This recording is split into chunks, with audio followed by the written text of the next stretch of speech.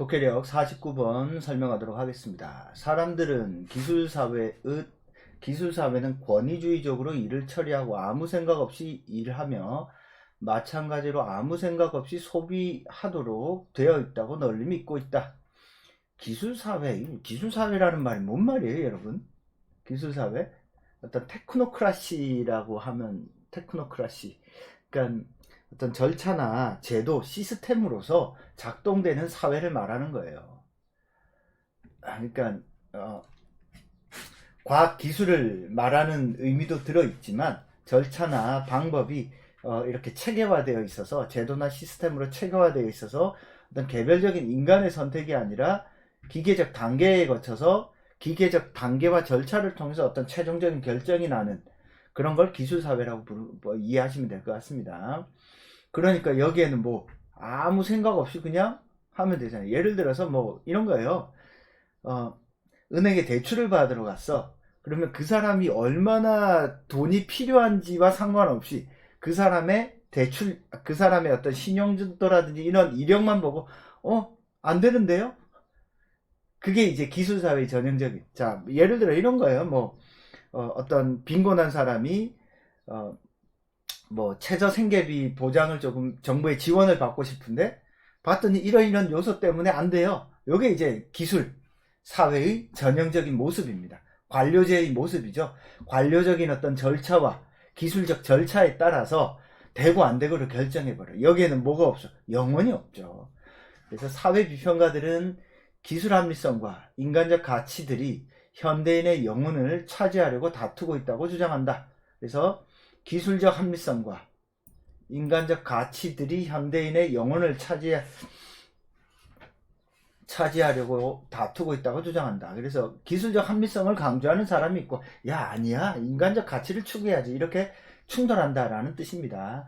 나의 주제는 산업사회에 대한 진정한 근본적 개혁의 가능성이다. 그러니까 이 사람은 뭐예요? 산업사회에서 진정한 근본적 개혁의 가능성이 있냐 없냐?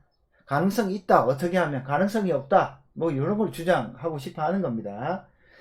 자, 노동과 교육, 그리고 환경의 타락과 기술 자체에 뿌리를 두고 있는 것이 아니라 기술 발전을 통제하는 반민주적 가치에 뿌리를 두고 있다. 이 사람은 그러니까 뭐예요? 기술 자체를 부정적으로 생각하지는 않아요. 기술 자체를. 뭘 부정적으로 생각한다? 기술 발전을 통제하는 반민주적 가치가 오히려 더 나쁘다라고 생각을 하고 있습니다. 그러니까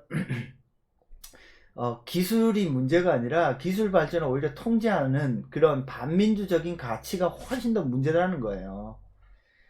단순화된 생활 양식 또는 정신적 갱생과 같은 그러한 인기 있는 생각들을 포함하여 이러한 사실을 무시하는 개혁들은 실패할 것이다.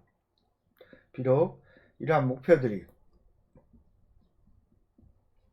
바람직하다 해도 수백만 명의 개인을 생산해 희생하는 사회에서는 어떠한 근본적인 진보도 일어날 수 없다. 그러니까 기술 발전을 통제하는 반민주적인 가치가 어떻게 된다고? 수백만 명의 개인의 생산을 희생하는 어떤 사회로 만든다라는 겁니다. 그러니까 이걸 부정적으로 보는 거죠. 그죠? 그래서 근본적인 진보라고 하는 건 어떤 거예요? 다수를 희생시키지 않아야 되는 거예요. 그래서 좋은 사회는 한편으로는 사회 구성원들의 넓은 범위의 공적인 활동에 효과적으로 참여할 수 있게 하면서 사회 구성원들의 개인적 자유를 확대해야 돼. 그래서 공적인 활동도 보장해야 되면서 동시에 개인적 자유를 보장해야 됩니다. 확대해야 돼요. 그래서 오늘날 이러한 선택들은 점차 기술적 결정들에 의해서 매개되고 있다. 이 말은 뭐예요? 그러니까 이러한 개인의 자유를 확보하고 공적 활동을 보장해 주는 것은 기술을 통해서 이루어진다라는 겁니다. 그렇기 때문에 이 사람은 뭘 얘기해? 기술이 문제가 아니라 기술의 매개에서 인간의 자유도 증진되고 공적인 활동도 보장된다는 거야. 인간은 무엇이며 무엇이 될 것인가 정치가들의 정치적 운동의 행위로 결정되는 만큼 우리가 가진 도구들의 형태로 결정된다. 결국 우리가 가지고 있는 도구에 의해서 우리의 존재가 결정된다라는 뜻이에요. 예를 들어서 우리가 스마트폰을 쓰니까 우리 존재는 스마트폰을 매개로 해서 어때요? 다른 사람과 소통하고 커뮤니케이션을 하는 존재로서 결정이 되잖아. 그래서 기술의 디자인은 정치적 결과들과 가득 찬 존재론적 결정이다. 그러니까 우리가 어떤 기술을 가지고 있느냐에 따라서 우리 존재가 결정돼요. 이 하이데거의 생각이죠. 이러한 결정에 거대한 다수를 배제, 이러한 결정이 뭐가 문제라고? 다수를 배제하는 것이 문제라고, 이 사람은. 이 앞에 있잖아, 앞에. 반민주적 가치. 그죠? 그러니까 이 사람은 기술이 문제가 아니라 이런 어떤 기술을 우리가 선택해야 되는가의 문제에서 뭘 배제하기 때문에 문제다? 다수를 배제하기 때문에 문제라는 거예요. 기술이 문제가 아니라. 그래서 앞에서 말한 단순한 생활 양식이나 뭐 이런 것들이 이런 것들은 실패할 수밖에 없다. 왜? 인간은 기술을 매개로 해서 발전할 수밖에 없기 때문이야. 그 호모 도구적 인간, 그 뭐지? 호모 파버죠. 호모 파베르적 속성을 가지고 있는 것이 인간의 어떤 근원적인 모습이라는 겁니다. 그래서 이 사람은 어떤 기술을 우리가 선택하고 어떤 기술을 사용해서 어떻게 우리가 더 많은 자유와 어떤 공적인 활동을 증대시킬까를 누가 다수인 민주주의로 결정이 돼야 되는데, 이 과정에서 소수의 엘리트들, 소수의 기술을 개발하는 사람들이 결정하는 것이 더 큰 문제라는 거예요. 예를 들어서 인공지능이 막 발전했어. 그러면 인공지능에 대한 어떤 발전을, 이걸 우리가 정치적인 어떤 발전의 수단으로 혹은 인간의 삶을 매개하는 수단으로 선택할까 말까를 결정해. 이걸 누가 결정해? 소수의 엘리트들, 소수의 기업가들, 소수의 정치가들이 결정을 한단 말이야.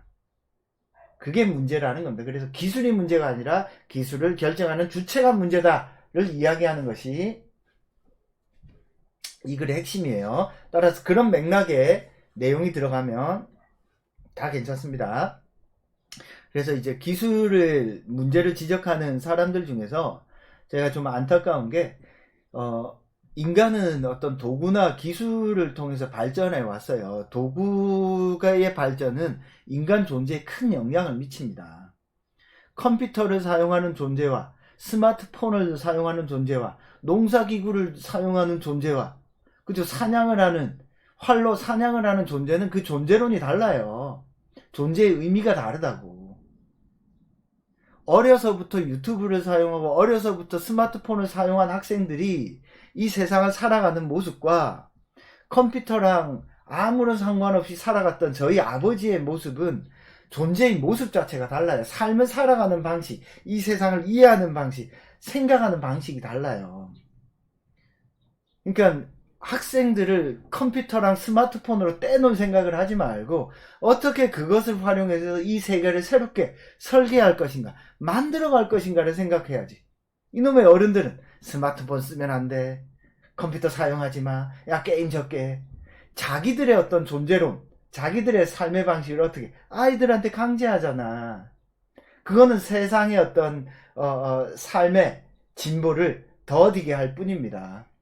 따라서 지금의 어떤 미래의 세계는 지금을 살아가는 우리가 만들어가는 것이 아니라 미래를 살아갈 어린아이들, 청년들이 결정을 하죠.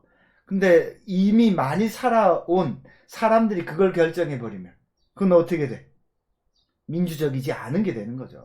그러니까 여러분들은 하고 싶은 대로 하세요. 다만 그것을 나쁜 쪽, 부정적인 쪽이 아니라 긍정적인 쪽으로 활용하려고 최대한 많은 노력들을 하셔야 됩니다. 그런 것들이 사회를 이렇게 이끌어가는 동력이 됩니다. 자, 이제 제 신문 설명은 여기서 마치도록 하겠습니다.